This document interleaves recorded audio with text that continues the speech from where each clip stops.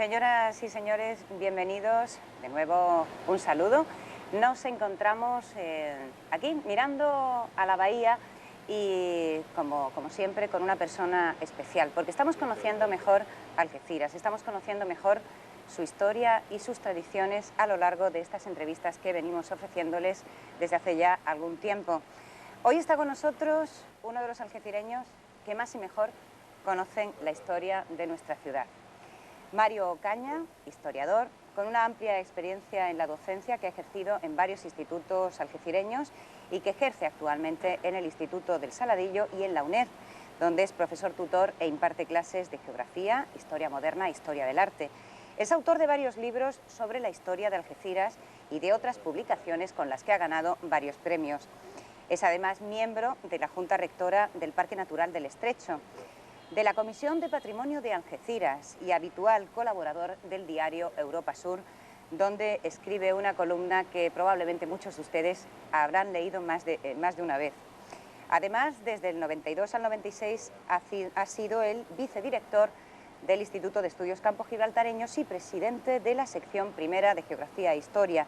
Entre los años 88 y 89 fue director del proyecto municipal Recuperación de Fondos Documentales de Algeciras, que culminó con el ordenamiento del archivo notarial de protocolos del distrito de Algeciras.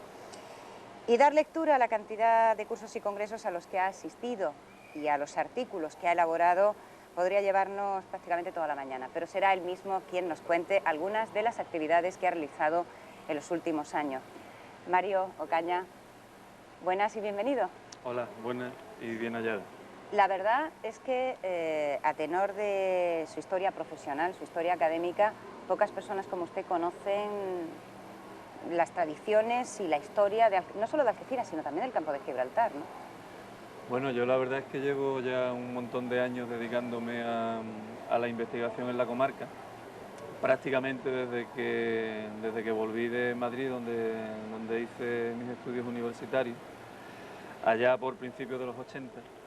Y claro, pues desde los 80 al 2004, veintitantos años de investigación dan para enterarse de muchas cosas, ¿no? Y la verdad es que sí, que yo me centré casi prácticamente desde principios de la década de los 80 en el estudio de la historia moderna, tanto de lo que es la zona del campo de Gibraltar como la zona del Estrecho, porque siempre fue un tema que me tiraba bastante. Sus dos primeras publicaciones históricas, que son del año 90 y 92, abordaba el corso y los corsarios en el Estrecho de Gibraltar fundamentalmente. Sí. Y sin embargo, siendo alumno de la Universidad Autónoma de Madrid, consiguió una beca de investigación para trabajar sobre los orígenes de la Inquisición. Un cambio muy brusco, ¿no? Bueno, yo empecé como becario gracias a un profesor que desgraciadamente ya no está con nosotros, que fue Miguel Avilés Fernández, que fue el culpable de que yo me dedique a estas cosas, porque él fue el que de alguna manera me metió a mí el veneno de la investigación en la sangre. Sí, es verdad, yo estuve trabajando por lo menos 3 años en Madrid sobre los orígenes de la Inquisición española. Concretamente estuve trabajando sobre la figura de Fray Diego de Deza, que fue el segundo inquisidor general que hubo en España. Y fue el tiempo en el que, digamos, yo aprendí a manejar las herramientas básicas de la investigación en un tema que por otra parte, pues a mí me ha resultado siempre muy interesante, porque creo que es uno de los grandes temas de la historia moderna de España. Aquí en Algeciras no creo que tuviéramos la Inquisición, ¿no? Pues sí la tuvimos, sí. Vamos, no hubo... Yo lo que... Vamos, como Algeciras es una ciudad que resurge en el siglo XVIII, ya en el siglo XVIII la Inquisición andaba un poco a trompicones con las nuevas ideas que pululaban por Europa. Pero de cualquier manera, el 18 fue también una época en la que la Inquisición se aferró mucho a tratar de seguir estando viva, ¿no? Y las referencias que yo tengo de la existencia de huellas de la Inquisición en Algeciras están relacionadas con la existencia de familiares de la Inquisición, ¿no? Los familiares de la Inquisición eran, digamos, hoy utilizaríamos la palabra delatores o informadores, que eran personas normales y corrientes, habitualmente solían ser clérigos. En el caso de Algeciras se trata del padre Pablo José de Rosas, que fue párroco en la iglesia de La Palma durante ese siglo, que tiene o que se refiere a sí mismo muchas veces como familiar de la Inquisición, aunque aquí en Algeciras, no, que yo tenga constancia, no hubo ni tribunales, ni hubo nunca ningún tipo de auto de fe como hubo en otras ciudades españolas en épocas anteriores, porque ya prácticamente en el 18 el poder de la Inquisición en España estaba menguando.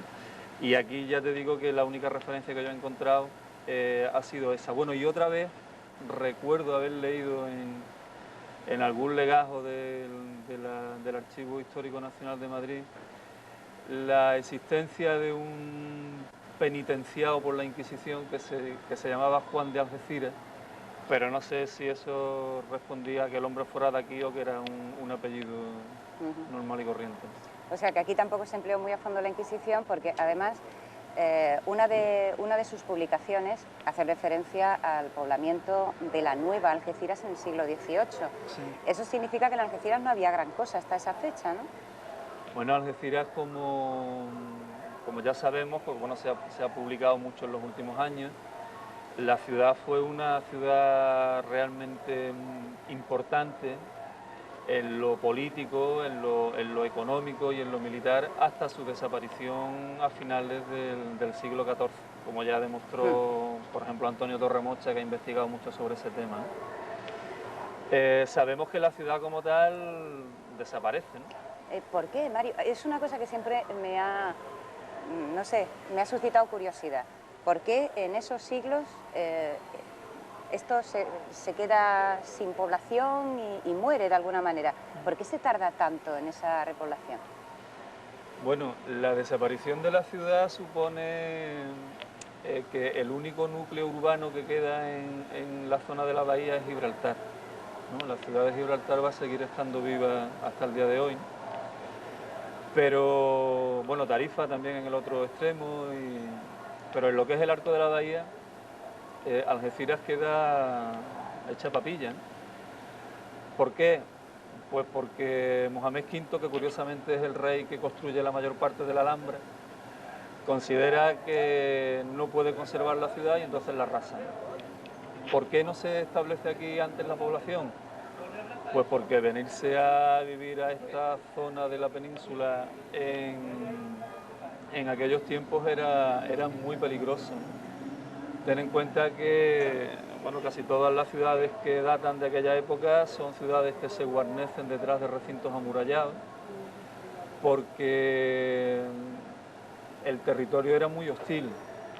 Las incursiones, por ejemplo, a partir del siglo XV, XVI, XVII, incluso XVIII, de corsarios berberiscos, de gente que cruzaba por el estrecho de Gibraltar, ingleses, holandeses, franceses, que en un momento desembarcaban y haciendo de su capa un sayo arramblaban con todo lo que se encontraban por delante, pues hacía que la población no tuviera más remedio que esconderse detrás de unas murallas, ¿no? Aunque eso no impedía que la mayor parte del territorio fuese explotado económicamente.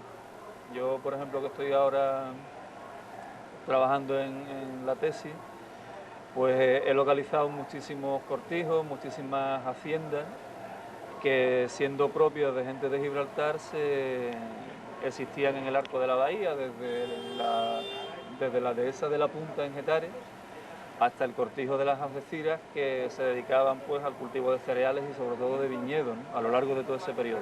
Pero la gente, si vivía aquí, lo hacía de manera temporal o coincidiendo con las épocas de actividades relacionadas con el año agrícola, pero en cuanto que podían se quitaban del medio, incluso los cortijos. El otro día leía yo un documento sobre el cortijo de San Bernabé. La gente que vivía en el cortijo de San Bernabé tenían una torre en la que en un momento dado, bueno, pues si se encontraban en una situación peligrosa, pues se escondían para tratar de protegerse. Aquí la vida ha sido muy difícil, ¿no? Por eso la gente que repobló Algeciras tuvieron un mérito grandísimo al enfrentarse con una serie de adversidades muy grandes, ¿no? Muy grandes. ¿Y conocen los algecireños su historia? Porque el otro día lo hablábamos también con Antonio Torremocha precisamente, que aquí algo de Almanzor y poquito más, es lo que conocemos, el aniversario de la conferencia de Marruecos de 1906, pero no parece que tengamos mucha conciencia histórica en esta ciudad, ¿no? Yo pienso lo mismo que dice Antonio, que realmente no conocemos mucho la historia de la ciudad, ¿no? Si conociéramos la historia de la ciudad, seguramente habríamos valorado más lo que era la ciudad de Algeciras y sin duda alguna pues habríamos actuado de manera diferente a como se ha actuado en la ciudad en lo tocante pues a la conservación de su propia imagen, ¿no? ¿No se le ha dado mucha importancia a los restos arqueológicos que se han encontrado aquí? ¿Quiere decir eso, Mario? No, yo, por ejemplo, yo creo que los restos arqueológicos que han aparecido en Algeciras, afortunadamente estamos hablando de ellos porque se ha conseguido que no fuesen destruidos. Porque en principio, por ejemplo, si nos referimos al yacimiento de Blas Infante, los primeros proyectos que había para la construcción, para la realización de la avenida de Blas Infante, era un proyecto rectilíneo que implicaba la destrucción del yacimiento. Yo creo que no, yo creo que precisamente ahora, pues a principios de este tercer milenio, en Algeciras sí hay una mentalidad, por lo menos en determinados grupos, que a veces son grupos bien organizados y que en un momento determinado pueden ejercer una presión sobre la opinión pública. Sí existe hoy en día esa mentalidad de conservación de determinados restos de la ciudad. Lo que ocurre es que nos ha quedado tan poco que bueno, pues que llama la atención que no haya habido pues una actitud más conservacionista, no solamente ya en relación a lo que son restos arqueológicos del siglo XIII o a los interesantísimos restos romanos de la calle San Nicolás, ¿no? Sino incluso algo que hasta hace 40 años estaba vivo, que era la ciudad del siglo XIX, ¿no? Que esa pues prácticamente ha sido devorada por los intereses especulativos y constructivos dentro del casco antiguo de la ciudad. Algo pues que yo como algecireño lamento profundamente. Mario, usted ha escrito varias obras sobre la historia de Algeciras, en concreto. ¿Hay algo que pueda contarle ahora mismo a los algecireños? Porque hay muchas cosas que desconocemos, lo acabamos de comentar acerca de la historia de Algeciras. Sí. Algunas cosas curiosas o desconocidas por el gran público en general que le vengan ahora mismo a la cabeza. Hombre, yo creo que yo he trabajado en varias cosas relacionadas con la historia de Algeciras. Yo me he especializado en siglo XVIII y para mí una de las grandes sorpresas relacionadas con la historia de Algeciras fue el tema del corso. Yo la primera vez que me encontré un documento relacionado con corsarios españoles, sinceramente pensé que el notario del siglo XVIII se le había ido la mano con el fino, ¿no? Porque a mí en mi vida había escuchado ya hablar de ese tema, ¿no? A mí me habían contado, como nos han contado a todos, pues que los corsarios eran los ingleses, eran Francis Drake, eran los holandeses, eran los franceses, pero los españoles nunca habíamos sido corsarios, ¿no? Claro, yo después comprobé que no era solamente un documento relacionado con el corso, sino que en el archivo notarial histórico de aquí de Algeciras hay miles, ¿no?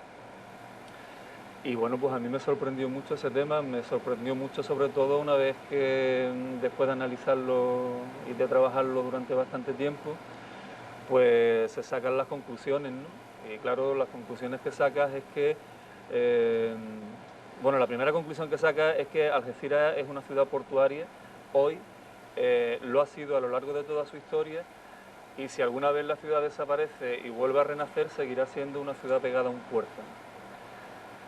Y segundo, que en el siglo XVIII la función más importante que tuvo el puerto de Algeciras fue ser, en los periodos de conflictos internacionales, ¿no?, la base corsaria española más importante del sur de Europa, ¿no? De hecho, los rendimientos económicos que se obtienen por la cantidad de barcos que se detienen, que se apresan, que se llevan a juicio y que después se subastan en Algeciras en el siglo XVIII, es importantísimo, ¿no? Estamos hablando de cientos de miles de reales de vellón que se movieron en Algeciras, en Ceuta y en Tarifa, pero fundamentalmente en Algeciras, como consecuencia de esas actividades que consistían, que eran unas actividades legales, ¿no? Tan legales como que los corsarios tenían que ir a Cádiz, bueno, ya desde entonces hay que ir a Cádiz a arreglar papeles, ¿no? Tenían que ir a Cádiz para que le dieran una licencia de corso por 60.000 reales de vellón que se llevaba a Hacienda, ¿no?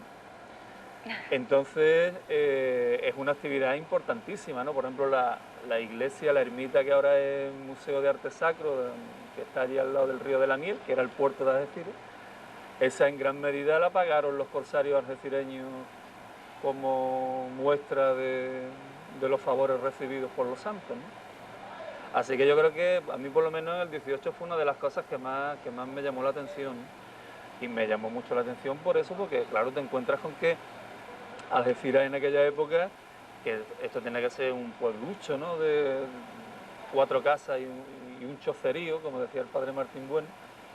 Bueno, pues aquí había cónsules de Francia, de Génova, de Holanda, de muchas naciones, ¿no?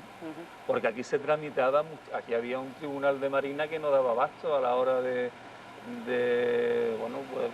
solucionar papeles de barcos detenidos, de las cargas que llevaban, de ver si los barcos eran buenas presas o no eran buenas presas. Y aquí había una actividad relacionada con el puerto muy importante. No era la única, porque también era... En Algeciras había en el 18, que también eso está cuantificado, había un negocio muy importante de compraventa de barcos, ¿no? Barcos que llegaban aquí en mal estado, que se vendían, barcos que naufragaban y a lo mejor pues se vendían el maderamen, las cuadernas, en fin, todos aquellos, los mástiles, y había una actividad en torno al puerto, bueno, que el puerto era prácticamente lo que era la desembocadura del río de la Miel, pero era un puerto muy bien guarnecido, con la Isla Verde y el fuerte de Santiago, que en paz descanse, que constituían las defensas de ese puerto, que era un puerto bastante seguro. Tan seguro como que aquí fue una de las... Algeciras ha sido una de las pocas ciudades donde le hemos dado por el saco a los ingleses en el siglo XVIII. Cuéntenos lo de los ingleses. No, lo de los ingleses fue a principios del siglo XIX. Hay uno de los muchos conflictos que se producen entre España, Inglaterra y Francia, y hay una batalla famosa que es la batalla de Algeciras, ¿no? En esa batalla, pues los ingleses, aprovechando su conocimiento del arte de navegar y sabiendo que hay una escuadra francesa que estaría poco más o menos allá abajo, de donde estamos nosotros, ¿no? Atacan, pero desde el fuerte de Santiago, que estaba un poquito más allá porque ya no está, se consiguió ese fuerte junto con el fuerte de la Isla Verde, pues consiguieron derrotar a la flota, bueno, aquello fue más bien una cosa de tablas, ¿no? Pero por lo menos no ganaron. Y les pillamos un barco que creo que se llamaba el Aníbal, al que después se rebautizó con el nombre del Algeciras, ¿no? Lamentablemente, pues hoy no podemos contar con ese hito en la historia de la ciudad, que ha sido demolido, bueno, por lo menos su emplazamiento hace muy poco tiempo, lamentablemente. Mario, ha sido director del proyecto de recuperación de fondos documentales de Algeciras, que además culminó con el ordenamiento del archivo notarial de protocolos del distrito de Algeciras. Lo primero sería conocer un poquito más a fondo qué es el archivo notarial de protocolos del distrito de Algeciras. ¿Qué es exactamente? Bueno, el archivo notarial de protocolos del distrito de Algeciras es el fondo documental histórico más importante que tiene no solamente Algeciras, sino esta comarca y Ceuta. La historia de ese archivo es una historia muy larga y también es una historia compartida, ¿no? Cuando yo llegué aquí a principios de los 80, con mi buen amigo Carlos Gómez de Avellaneda y Carlos Butler, pues nos enteramos. Entonces era aquí notario José María, no me acuerdo del apellido. Nos enteramos de la existencia de un archivo aquí en Algeciras. Fuimos a verlo, estaba en un patio que había en el en el Ayuntamiento de Algeciras en unas condiciones pésimas, ¿no? Yo me acuerdo que cuando entramos por allí vimos, pues estaban por allí tirados los retratos de Franco, vimos ratas como conejos y bueno, hablamos de que era imprescindible que aquello se recuperara. Entonces era concejal de Cultura aquí en Algeciras Antonio López Besmar, al que creo que esta ciudad debe estarle bastante agradecida por aquella gestión que hizo. Y bueno, pues hubo una serie de contactos entre el ayuntamiento, el notario, y conseguimos que el archivo saliera de allí.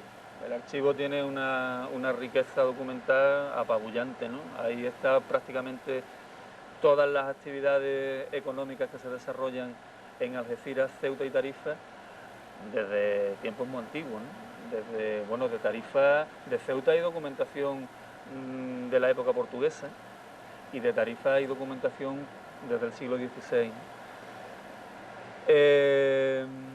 El archivo se trasladó a un sitio que estaba en mejores condiciones. El archivo ha sufrido varios traslados. Por último lo trajimos bueno, por último de aquella fase de traslado. Se trajo al edificio La Escuela, donde Angelina Melle, que en paz descanse, y Javier Criado estuvieron también trabajando en el proceso de ordenación y catalogación del archivo. Y digamos que bueno, ellos de alguna manera cogieron el relevo mío en ese tema, pero bueno, siguieron haciendo un trabajo excelente, excepcional, ¿no? Cuando ellos terminaron la primera catalogación, el archivo se trasladó a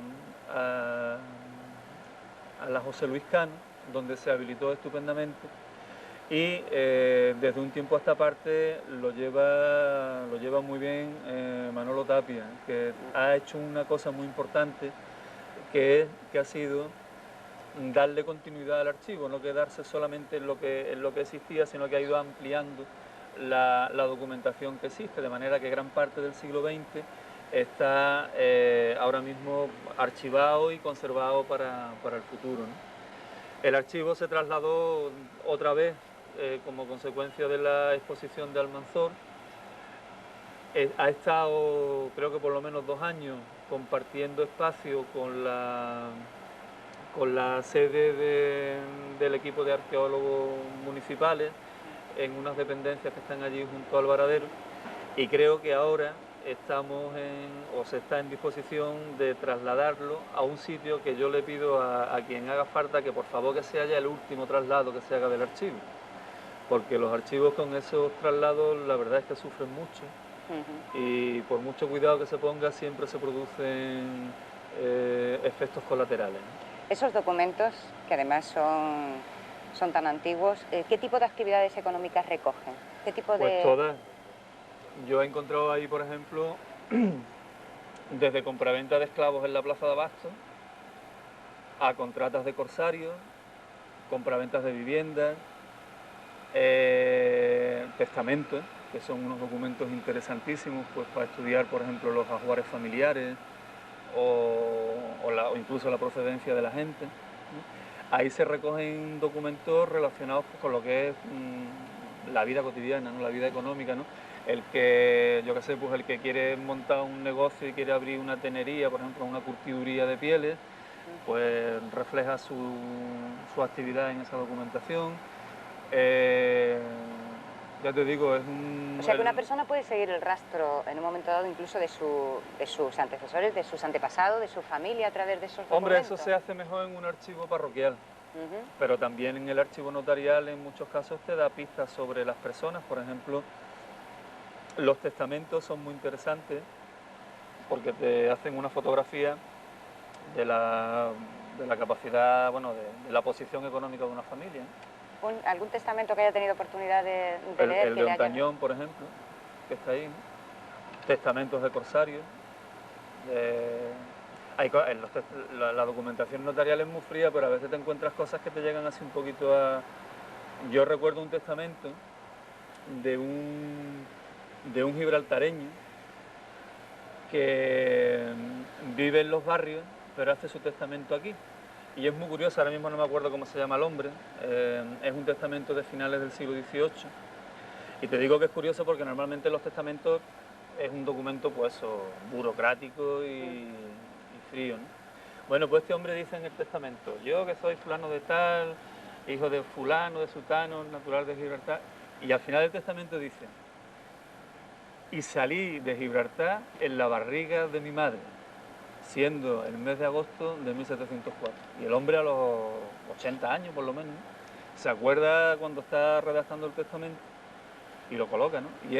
Son de esas pequeñas cositas, ¿no?, que hay veces que las lees y te emocionan, ¿no? O gente que es más pobre que un palo seco, ¿no?, y que el hombre está haciendo su testamento y lo único que le queda es, yo qué sé, 10 reales, 20 reales, que era una miseria, ¿no?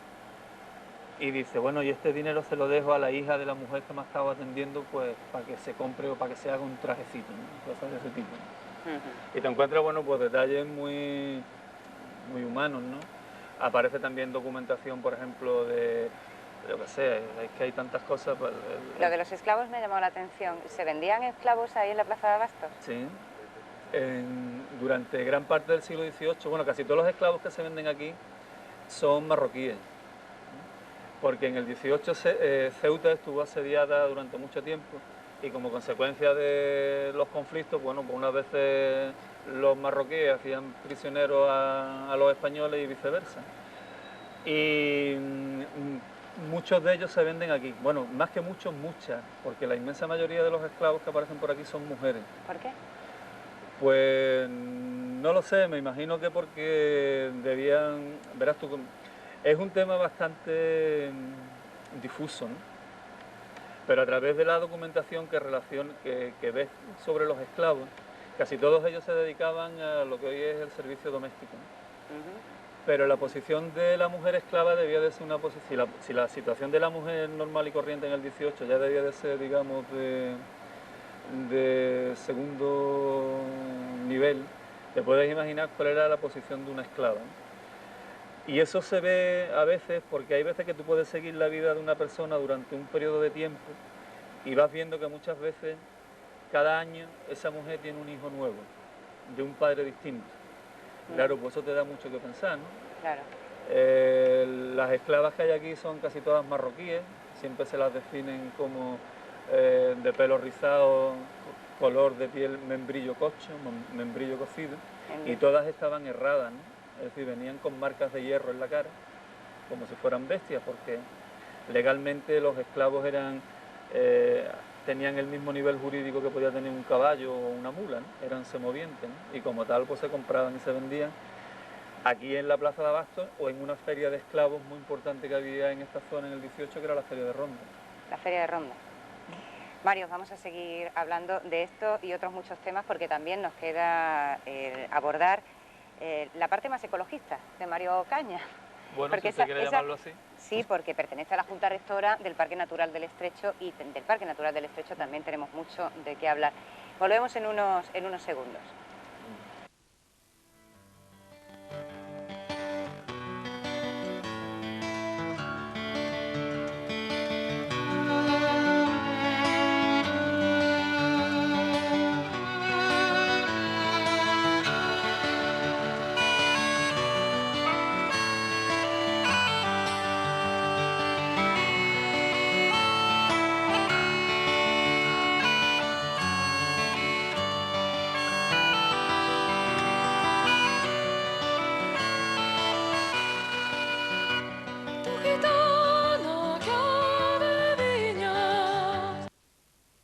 Seguimos charlando con Mario Caña, seguimos enterándonos de cosas interesantes de la historia de Algeciras y hace un momento les decíamos que tenemos que abordar otras vertientes de Mario. Por ejemplo, le decíamos al comienzo de esta entrevista que es miembro de la Comisión Municipal de Patrimonio de Algeciras y del patrimonio de Algeciras vamos a hablar. Pero también es importante que hablemos de la Junta Rectora del Parque Natural del Estrecho, porque para que se hagan una idea, Mario Caña también tiene una vena ecologista bastante importante, o por lo menos ecologista deportiva. Es un gran amante del deporte, le gusta el piragüismo, el submarinismo a pulmón. Poquito. La bicicleta y se ha ido 3 veces a hacer el Camino de Santiago en bici. Además, se ha tomado todos los caminos posibles por el momento, de Roncesvalles, desde Algeciras y desde Irún. Y la última hace menos de 3 semanas. Acabamos de llegar, sí. Y además una de las cosas, una de las pasiones de Mario Caña es perderse por los bosques, por las aguas de la comarca y hacer muchas fotografías. Mario, vamos a empezar por el hecho de ser miembro de la Junta Rectora del Parque Natural del Estrecho. Sí. ¿Qué es el Parque Natural del Estrecho? Empezando por ahí. El Parque Natural del Estrecho es uno de los rincones más hermosos de esta tierra. Es que es una pregunta evidentemente superflua, más o menos todos los que vivimos aquí tenemos una idea de lo que es el Parque Natural del Estrecho, pero lo digo porque también es cierto que hay poco conocimiento, salvo los aficionados al deporte, al senderismo, a perderse de alguna manera por ese parque natural. Muchas personas no conocen la riqueza que puede tener ese Parque Natural del Estrecho, ¿no? Bueno, yo siempre digo que yo una de las razones por las que sigo viviendo en Algeciras, una es porque soy de aquí, porque tengo toda la familia aquí, y otra es por los alrededores, ¿no? Yo creo que una de las decisiones más acertadas que la administración andaluza ha tomado en los últimos años, junto con la creación del parque de Grazalema y el de los Alcornocales, ha sido la creación del Parque Natural del Estrecho. Porque, bueno, por muchas razones, ¿no? Desde un punto de vista biológico, aquí se dan una serie de realidades que no se dan en ninguna otra parte, ¿no? La comarca posee endemismos botánicos muy importantes y desde el punto de vista, por ejemplo, de la riqueza marina, la zona que hay, por ejemplo, entre Punta Carnero y Tarifa es de una riqueza pasmosa, ¿no? Por lo tanto, yo creo que el Parque del Estrecho, desde ese punto de vista, solamente desde el marino, pues ya requería una protección, ¿no? Pero es que además de eso, el parque posee creo que uno de los elementos más característicos de este parque es su espectacularidad paisajística, ¿no?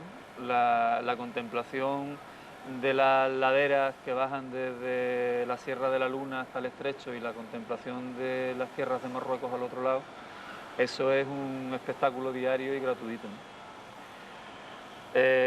Yo es una zona que la verdad que la conozco bastante bien, tanto porque ando mucho por ahí con la bicicleta o con la piragua. Y lo que más me preocupa es la cantidad de energúmenos y cerdos, que los fines de semana se dedican a dejar las costas llenas de porquería, de plástico, de botellas y de basura. Creo que mi buen amigo, el director del parque, mi buen amigo el alcalde de Algeciras, que también le toca, y el concejal de Medio Ambiente, deberían de poner un poquito de su parte para que el tramo de Parque Natural del Estrecho que hay dentro del término de Algeciras, lo mismo que tiene que hacer Miguel Manella en Tarifa, brillen como una joya y se conviertan en una referencia que a esta comarca les dé brillo y esplendor. No se puede consentir que la gente llegue un fin de semana y deje las calas que supuestamente tienen una importancia de primer orden desde un punto de vista biológico y naturalista, hechas una auténtica porquería. No, completamente de acuerdo, eso está claro. Precisamente yo iba a hablar de algo que yo creo que hemos notado todos los algecireños y todos los campos gibraltareños. Cada año que pasa, aquí viene más gente. Es más, hoy recuerdo que este fin de semana en El País, en la revista del Semanal del País, ha salido un artículo acerca de la costa de Cádiz llamándole el Caribe español. Esto cada vez se está convirtiendo en un reclamo más fuerte para muchas personas que están a lo mejor un poco saturadas de lo que es el turismo tradicional mediterráneo, ¿no? ¿Eso puede llegar a ser una amenaza para el Parque Natural del Estrecho? Podemos morir de éxito, ¿no? Yo creo que en España, sobre todo en la costa española, desde los años 60 se ha llevado una política urbanística demoledora que ha consistido en construir a pie de playa torres de hormigón hasta donde se pueda, ¿no? Eso puede que en los años 60 tuviese alguna razón económica de ser. Hoy en día no tiene ninguna, porque afortunadamente parece que la mentalidad de la gente busca unos espacios más abiertos y más naturales. Las costas de Cádiz, por una serie de razones de tipo natural, pues por los vientos, porque son zonas agrestes, o bien por otras razones de tipo humano, como es el hecho de que han sido zonas militares estratégicas, pues se han conservado prácticamente vírgenes hasta hace muy poco tiempo. El turismo es bueno y deja dinero y crea puestos de trabajo, pero yo creo que es necesario controlarlo, no se puede desbocar, ¿no? No se puede permitir que la gallina de los huevos de oro deje de seguir poniendo huevos, porque de eso se puede vivir si se utiliza la cabeza y la razón en beneficio de la ciudadanía. El turismo masivo ya conocemos cuáles son sus efectos, ¿no? Y bueno, pues suelen ser como la marabunta, ¿no? Yo creo que las autoridades competentes, pues en este caso los ayuntamientos o la Junta de Andalucía, tienen que tratar de hacer compatible el turismo con la conservación de los espacios naturales, porque si los espacios naturales dejan de ser espacios naturales, el turismo no vendrá nunca, ¿no? Se buscará otros caminos, ¿no? Por eso yo creo que hay que ser muy cuidadoso, ¿no? Y no permitir por ejemplo, pues no permitir, por ejemplo, que Algeciras no tenga una depuradora, porque se siguen vertiendo al mar muchísimas porquerías, o no permitir construcciones irracionales. Hay que conservar el paisaje, porque eso es una herencia que yo creo que nosotros tenemos la obligación de transmitirle a la gente que venga por detrás, que seguramente estarán más educados, tendrán más cultura y sabrán apreciar mejor lo que heredan, ¿no? Porque nosotros yo creo que no hemos sabido apreciarlo, ¿no?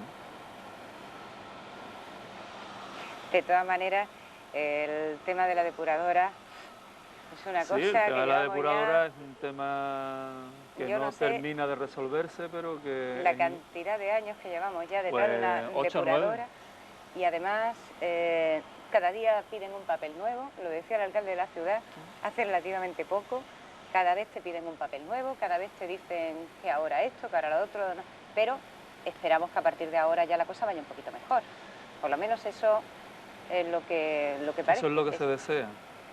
De todas formas, el turismo, como tú decías, Mario, es bueno siempre y cuando se haga sostenible, pero ¿hay alguna fórmula para hacer un turismo sostenible con el medio ambiente? Yo creo que sí, existe un sistema muy antiguo, se trata simplemente de respetar las leyes, ¿no?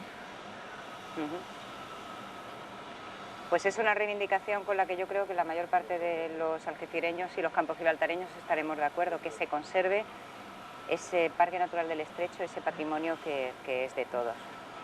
Mario, ¿hablamos de la Comisión Municipal de Patrimonio de Algeciras? Bueno, hablamos de ella, aunque ya hace tiempo que no veo a los compañeros. ¿Qué es la Comisión Municipal de Patrimonio de Algeciras? Hombre, pues la comisión es un organismo consultivo que surgió precisamente a raíz de la polémica que se planteó con el yacimiento de las murallas medievales que aparecieron en Blas Infante, ¿no? Es un organismo donde estamos representados, pues, bueno, todos los grupos políticos que hay en el ayuntamiento, los que gobiernan y los que están a la espera de gobernar, y una serie de colectivos relacionados pues con el tema cultural y de conservación del patrimonio, pues como La Trocha, el Instituto de Estudios Campos Gibraltareños, etcétera, ¿no? La comisión es un organismo engañoso, ¿no? Porque no es un organismo que se reúna con una periodicidad establecida, sino que muchas veces dependemos de las circunstancias. Quiero decir que cuando el concejal del ramo lo considera oportuno nos convoca Y a nosotros pues a veces nos gustaría que esas reuniones estuviesen establecidas por norma y dijéramos, bueno, pues nos vemos una vez cada 2 meses, ¿no? Pero bueno, es una comisión que yo creo que en Algeciras ha hecho algunas cosas buenas, no muchas. Yo creo que algunas cosas sí se han discutido y se han planteado y se ha conseguido que no se continuase con esa política de destrucción sistemática del patrimonio que ha caracterizado esta ciudad desde hace muchos años. Y en ese sentido, pues yo creo que la comisión ha puesto de manifiesto, ya desde la época de la anterior corporación municipal, pues un deseo de proteger aquello que la ley dice que debe de protegerse, ¿no? Me refiero pues a los yacimientos que han aparecido o a los edificios que, estando catalogados dentro del Plan General de Ordenación Municipal, por razones de desidia, de abandono, de desinterés de los propietarios, pues muchas veces te has encontrado con edificios que están dentro del catálogo, pero que están en un estado de ruina, que no hay más solución que tirarlos. Y desde la comisión pues hemos procurado, y en algunos casos hemos conseguido, con el apoyo tanto de, digamos, de la gente del ámbito del conservacionismo, como también por parte de los partidos políticos, que esos edificios se reconstruyan conservando por lo menos la misma fachada que tenían en sus mejores tiempos. En la comisión, pues básicamente, en la que también están presentes funcionarios municipales y arquitectos, ¿no? Pues a nosotros se nos consulta sobre temas relacionados con edificios de tipo pues, histórico-artístico, patrimonial, etc., ¿no? Y bueno, nosotros damos nuestras opiniones y después las decisiones, pues quien las toman son los que tienen el poder, claro. Mario, no parece que sirva de mucho la Comisión Municipal de Patrimonio de Algeciras, porque... No, ya te digo, para algunas cosas yo creo ¿no? que sí Hace ha servido, ¿no? recomendaciones. Hacemos recomendaciones, nos gustaría que se nos consultaran más cosas, ¿no? Quizás de esa manera pues evitaríamos algunos monigotes de los que, entre comillas, adornan la ciudad. Pero bueno, parece ser que en esos temas, aunque algunos somos profesores especializados en historia del arte y esas cosas, no se nos consulta, sino que se sigue la opinión de otros que parecen tener mejor información. Dario, el instituto. El instituto es una de las cosas por las que más ha trabajado, una de las cosas por las que más ha luchado, el Instituto de Estudios Campos Gibraltareños. ¿Cómo está ahora mismo? ¿Qué pretensiones tiene el instituto? Bueno, pues el instituto goza de buena salud. Yo ahora mismo comparto la dirección con Ángel Sáez y bueno, pues tenemos ahora un secretario coordinador que es Rafael de las Cuevas, se nos fue Rafael García Valdivia y yo creo que formamos un equipo de personas coherentes, ¿no? Somos gente que estamos ahí por amor al arte, afortunadamente. Nos dedicamos fundamentalmente a investigar temas relacionados con el campo de Gibraltar, ya sean temas históricos, arqueológicos, medioambientales, educativos, psicológicos, ¿no? Y contamos pues con el apoyo de la Mancomunidad de Municipios, que es nuestra gran madre, y ella es la que nos permite ir sacando a la luz del día pues el resultado de nuestros trabajos y nuestras investigaciones a través de la revista Almoraima. Llevamos también otro ámbito importante del instituto, pues son las publicaciones monográficas. Lo último que hemos sacado ha sido por fin la obra de la historia de Algeciras de Manuel Pérez Petinto, y nos dedicamos pues a organizar este año prácticamente casi cada 3 meses jornadas de estudio sobre aspectos relacionados con el campo de Gibraltar.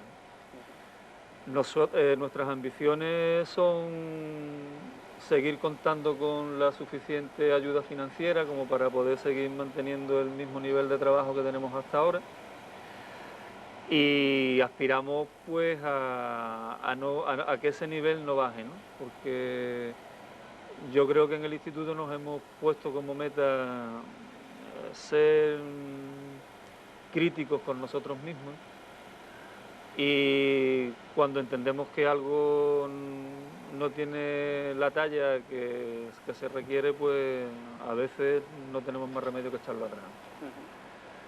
Eso nos ha costado algún que otro mosqueo, pero entendemos que el instituto tiene que estar por encima de esas cosas, ¿no?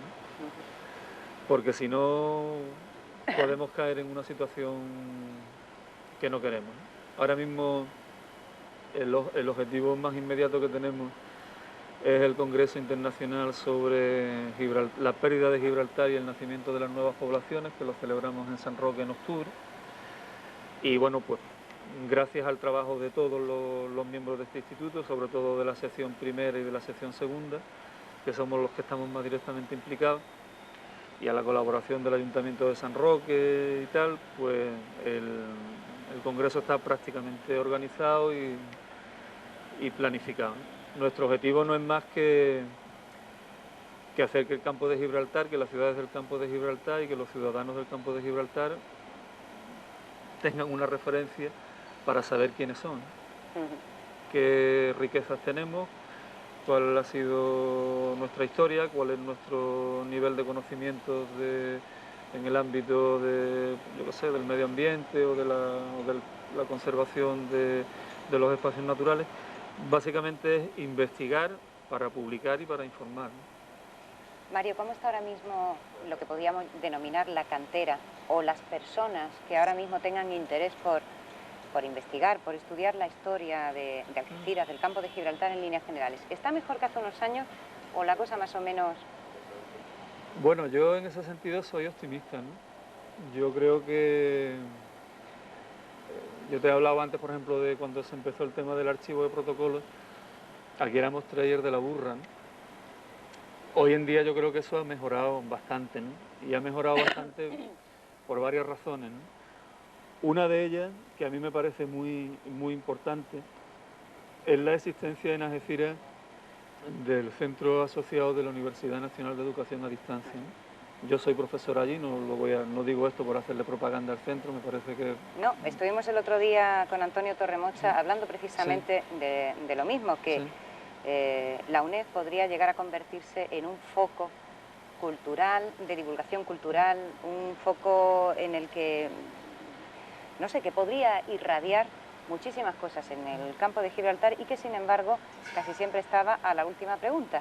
Casi bueno, siempre nosotros hemos pasado por la UNED por unas situaciones muy complejas, pero bueno, como somos gente de mucho espíritu y muy voluntariosos, ¿no? Pues creo que los profesores siempre hemos estado, y la dirección también, por supuesto, ¿no? Siempre hemos estado a la altura de las circunstancias, ¿no? Lo que yo quería decir es que la presencia de la UNED en Algeciras ha potenciado muchas cosas, ¿no? Ha potenciado, por ejemplo, pues que haya mucha gente que se haya licenciado en Historia. Y junto a la UNED pues existen otros organismos. Ahora mismo, por ejemplo, yo creo que también el Instituto de Estudios, con la existencia de la revista Almoraima, con las posibilidades que nos ha dado a los investigadores de poder publicar las cosas que hacíamos, porque antes te las tenías que guardar en un cajón, ¿no?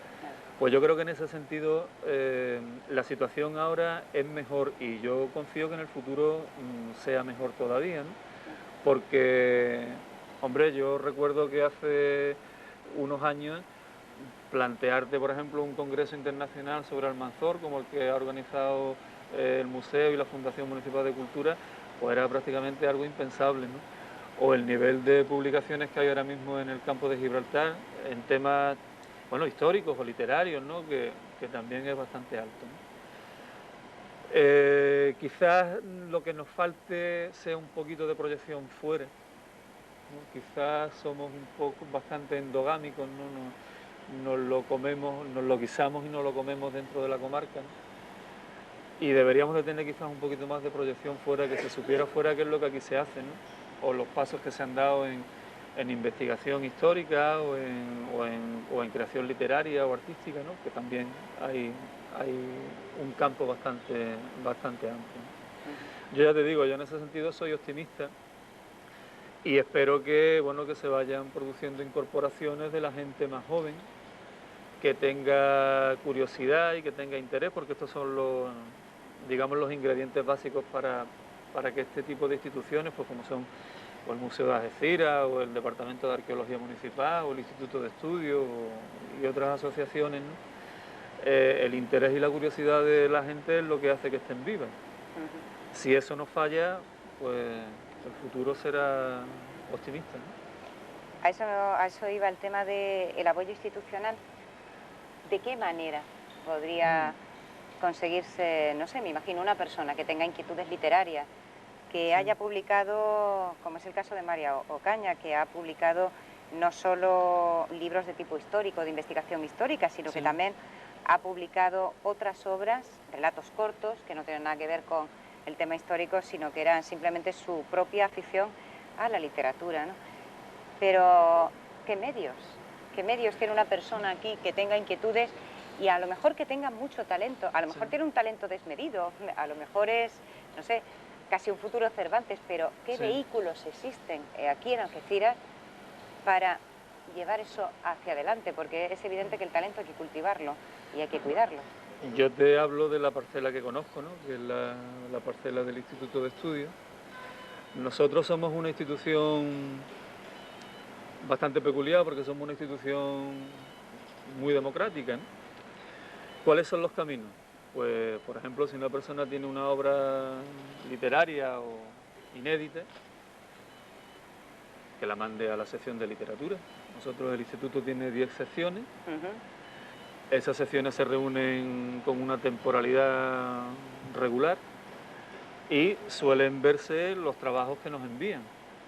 Pero la persona que nos envía un trabajo, que sepa que su trabajo se va a ver con lupa. Y si a criterio de las personas que están allí, que son personas muy cualificadas, ¿no? Porque pues hay escritores, hay profesores de literatura fundamentalmente, ¿no? O en la sección de historia lo mismo, ¿no? Considerarán si la obra reúne una serie de valores que la hagan lo suficientemente interesante como para que se publique o no. Quiero decir que nosotros, en ese sentido, no somos una institución que publiquemos porque sí, sino que lo que se ve es la obra, el interés que pueda tener o el que no pueda tener. Entonces, bueno, en el caso nuestro, el Instituto de Estudios ofrece ese camino, siempre y cuando haya unos mínimos de calidad para que el trabajo sea publicable. No me refiero solamente a literatura o historia, me refiero pues, a obras de carácter científico, a obras de carácter incluso médico. Nosotros hemos llegado a publicar estudios de investigaciones que se han hecho sobre medicina aquí en la comarca, ¿no? Nosotros ese camino sí lo tenemos abierto, para que quien quiera poner su trabajo a la disposición de los demás, pues que lo hagan. Ahora mismo, Mario, ¿considera que estamos recuperando o estamos en camino de recuperar la historia en Algeciras? Hombre, yo creo que sí, que se ha avanzado mucho. Yo creo que en los últimos 14 o 15 años se ha avanzado mucho, ¿no? Hoy en día, no solamente en Algeciras, sino también en el campo de Gibraltar, y ahora hay debe ser una palabra cursi, pero bueno, hay un ramillete de investigadores, unos que ya llevamos una trayectoria pues más o menos definida, y otros, pues gente que más o menos pues está empezando, ¿no? Que están sacando a la luz muchísimas novedades, ¿no? Nosotros hemos organizado muchas jornadas de historia y cada jornada que se organiza tenemos más comunicaciones y gente que está tocando temas porque son cada vez más novedosos, ¿no? Las últimas que fueron exclusivamente monográficas de arqueología que se hicieron en Tarifa, pues fueron interesantísimas, se aportaron teorías muy novedosas, se discutió y bueno, yo creo que ahora mismo lo importante es que las instituciones apuesten por esto, porque nosotros al fin y al cabo lo único que hacemos es trabajar y publicar, pero no tenemos medios, ¿no? Solamente tenemos los medios de los que nos dotan las administraciones. A nosotros, en el caso de nuestro, pues la Mancomunidad de Municipios y la Diputación. En el caso de la Fundación Municipal de Cultura, pues será el Ayuntamiento. Pero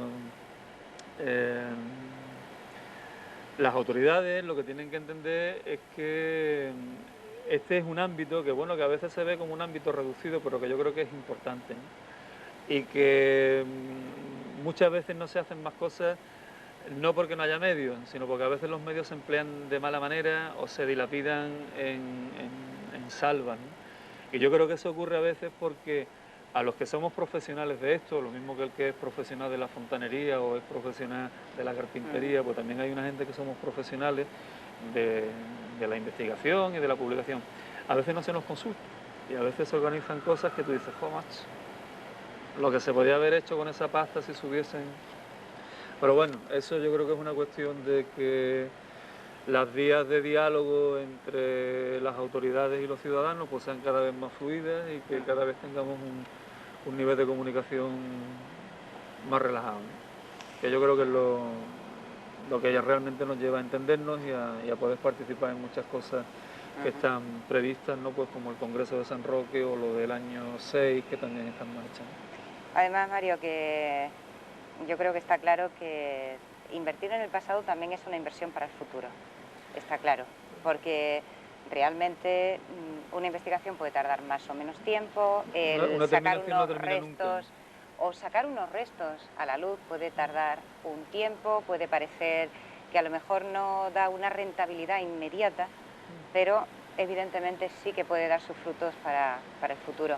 Mario, llevamos cerca de una hora charlando y la verdad es que tenemos como para un par de horas más. De todas formas, no será la última vez que estemos charlando sobre estos y otros muchos temas que además se nos quedan en el tintero, porque habría muchísimas cosas de las que hablar. Muchísimas gracias, Mario. Gracias a vosotros, yo quedo a vuestra disposición para cualquier tema que os pueda interesar. Y nada, muchas gracias por esta ventanita que hemos abierto un poco al conocimiento de la historia de la ciudad, de las dificultades en la conservación de su patrimonio arquitectónico y natural. Muchas gracias. María, muchas gracias y además recogemos el guante, ¿eh? Muy bien. Y a todos ustedes, muchísimas gracias por atendernos, por estar ahí con nosotros. Volvemos con más personalidades, con más entrevistas la semana que viene. Gracias.